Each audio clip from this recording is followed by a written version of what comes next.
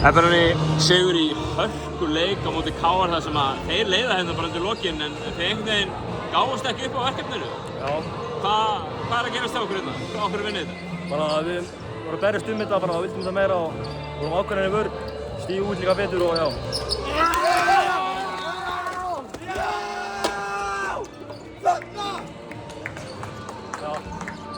Þú setur 2 víti hérna á lokametrunum, setur svo sigur körfuna í leiknum.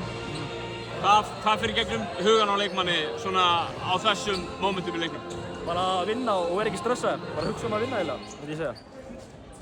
Færð þú, já ég meina liðið fær bikarmeistaratitilinn og hérna, en þú ert valinn besti leikmaður leiksins eftir hann. Hversu gaman er að fá svoleiðis einstaklingsverðlaun í svona hörkuleik á móti góðu KR-liði? Bara mjög gaman sko, já.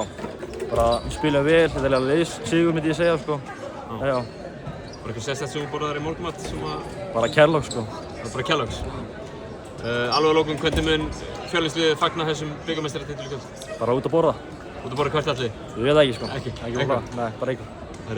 Til hamingju aftur og gangi ykkur vel með restina á tímabilinu. Takk fyrir.